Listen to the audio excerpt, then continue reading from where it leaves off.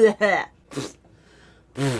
y'all and welcome back to my channel. So it's that time again. I mean, in the makeup community, beauty community, it's always that time. But it is time to make another video of a anti-haul. Because there are some things that I've been seeing popping up as like, ooh, gonna be available, is available, that I feel a little bit personally Charlie horse. My leg decided it was just gonna like spasm the frig out. That's what happens when we anti-haul. We get so intense in it. Our bodies get so time to go Hulk on everybody. But we're gonna be doing an anti-haul. I don't have a huge, I think I've got 8 things that I'm talking about, but I've got some pretty intense opinions on these 8 products. So without further ado, let's just go on and get into just, oh my goodness, why trash talking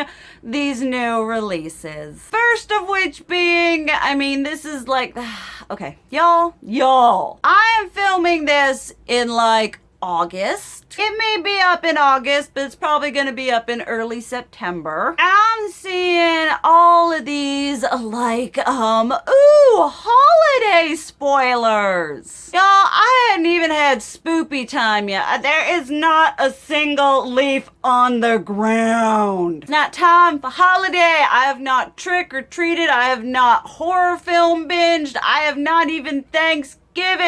Take your holiday releases and shove them. But actually 2 in particular, insert Too Faced, which at this point is a given that 90% of their holiday stuff I'm just not gonna buy. But the palette that's star-shaped and then folds out. I saw that and my brain,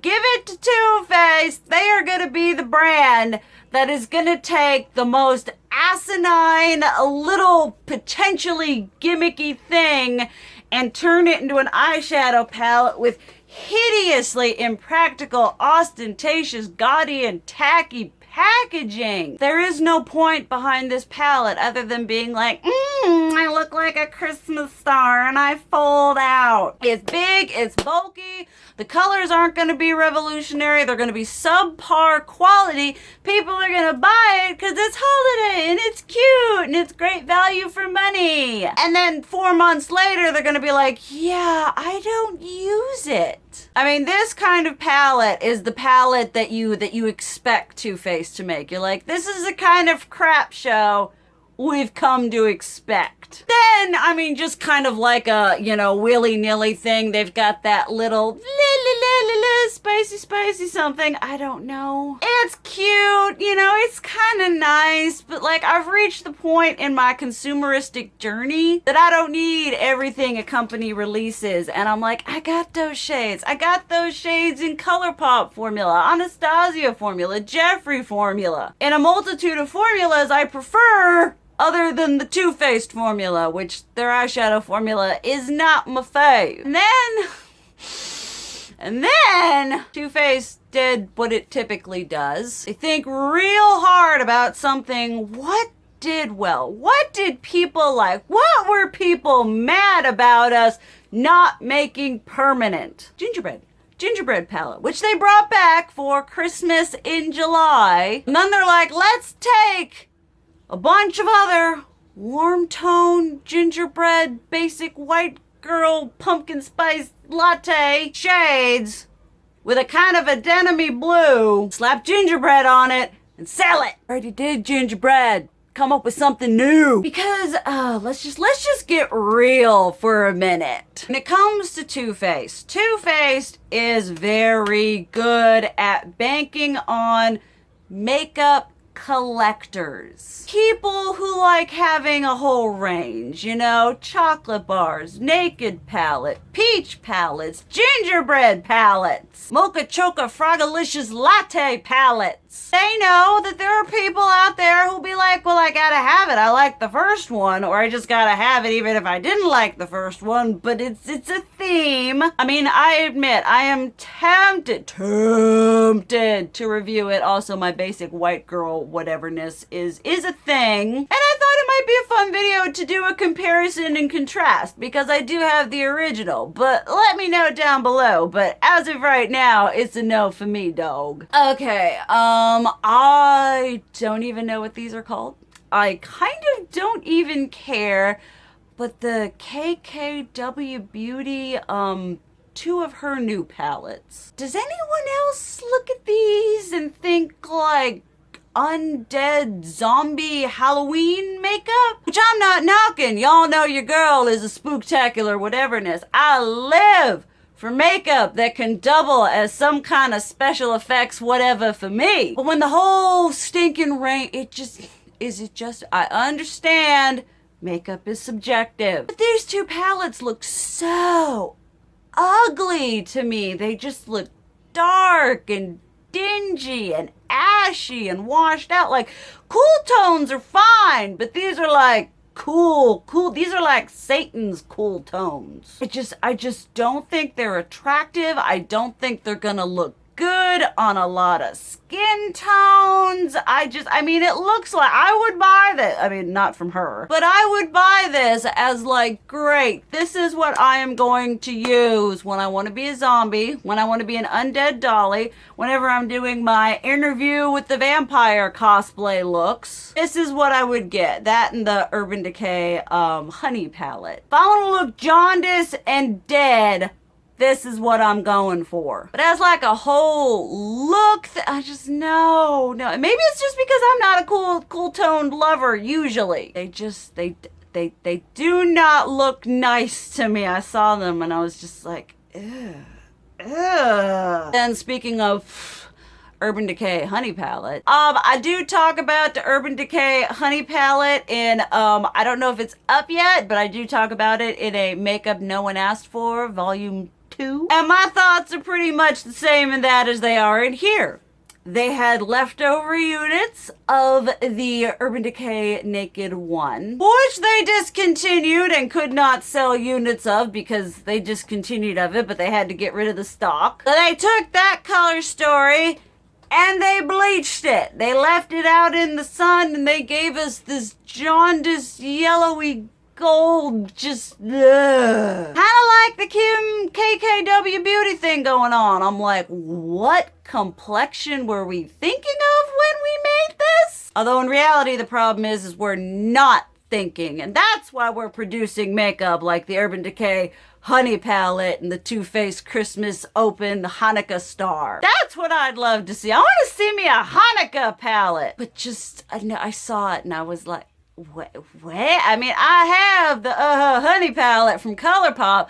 Like, if Urban Decay had taken it and been like, let's give you rich, beautiful, like all kinds of yellows into these deep, luscious chocolate browns, I'd have been like, okay, but they just kind of half whatevered it and we're just like, here are these kind of mediocre shades. Okay, this next one kind of pains me. It pains the collector and the aesthetic lover in me. I'm not sure which one's up, but in my makeup I would have bought 5 years ago, we addressed the Venus Neon, which aesthetically is a beautiful, stunning palette. I look at that and I'm like, I get all kinds of vibes from that palette, and it's taken everything in me not to spend the $38. That's part of the problem. When you've got ColourPop and like HUZZAH Beauty and all these other brands releasing neon palettes that are less expensive than $38, it's a little bit harder to bite the bullet on that one. But I digress. We are talking about the gothically inclined, supernatural looking inspired new Venus palette. Packaging is everything I strive for my aesthetic to be. Deep, dark, delicious, mysterious. It freaking glows in the dark. I mean, that's game changing right there. And the colors are these, like, you know, you got the dark, cool. It's very much a cool toned, gothy, smoky palette. And in saying that, I have the Urban Decay Naked Smoky. Believe it or not, I actually don't use, like I said, I don't use cool tones a lot on a regular basis. I have started dipping my toes into some more black because as much as I love black, I don't use it a lot in my makeup looks, mostly because it is a difficult shade to wear. You mess up like a little bit with that and your look is done. But looking at this, I mean, like I said, aesthetically, this thing is beyond stunning. The packaging, I mean, the color story set, you know, it may not be like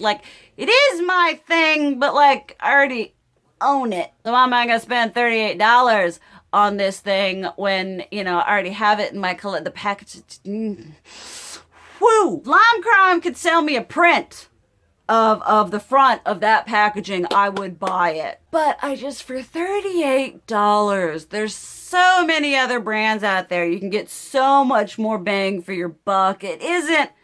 It's different. It's definitely a different color scheme than we've seen in a while. It's kind of just going back to, like I said, that more gothy, grungy, smoky. But it's just not something I need to like repurchase right now.